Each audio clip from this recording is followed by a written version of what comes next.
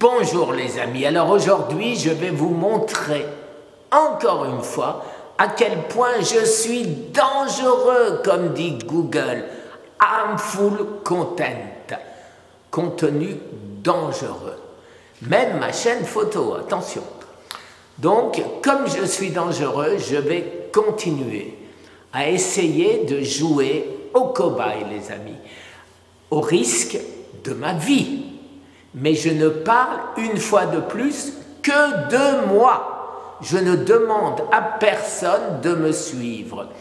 Je ne fais que mettre en valeur, faire connaître d'autres voix que je m'applique à moi-même et qui sont référencées.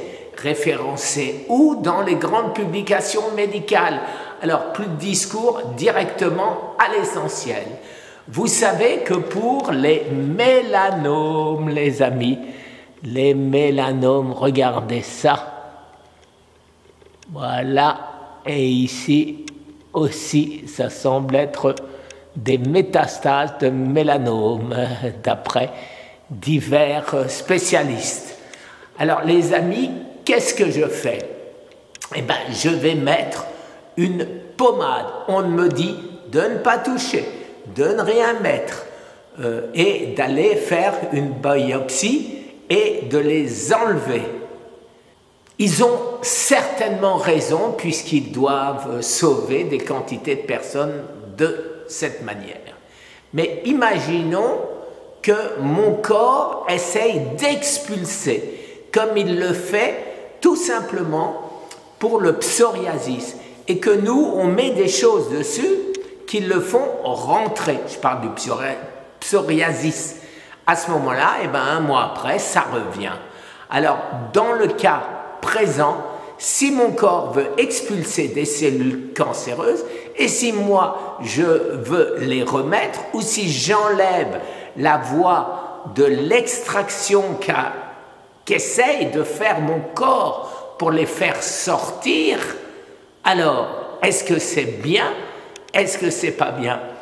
Et après de nombreuses recherches, j'ai pu constater le nombre de personnes qui, une fois qu'ils enlèvent quelque chose de ce type, quelque cancer de la peau que ce soit, ça réapparaît. Ça réapparaît ailleurs. Pourquoi ailleurs? Ben parce qu'on a enlevé celui-là et que le corps cherche un chemin.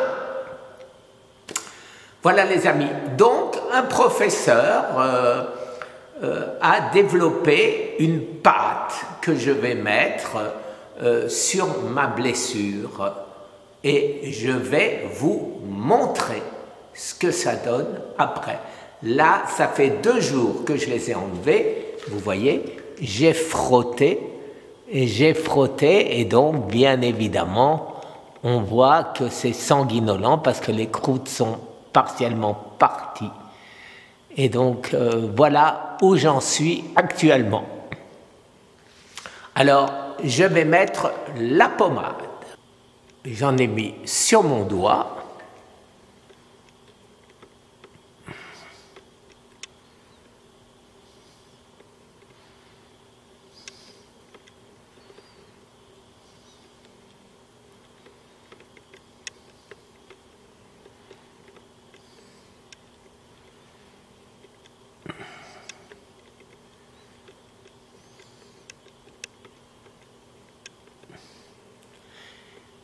Et j'essaye de l'étaler.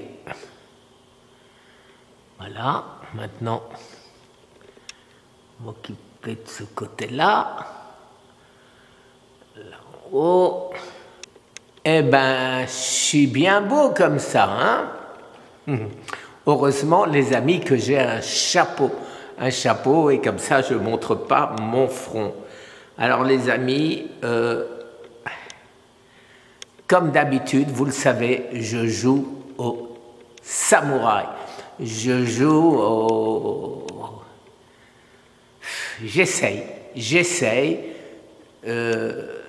Et jusqu'à présent, je ne peux pas dire que ça ne m'a pas réussi, puisque je devrais être mort depuis 7 ans. Alors j'attends toujours mes résultats et on verra d'ici une quinzaine de jours si ce mélanome aura augmenté ou aura, allez, si on peut rêver, disparu. Merci les amis. Je vous souhaite une Oh, au fait, une deuxième chose pour laquelle je suis dangereux. Phenbendazole et ivermectine.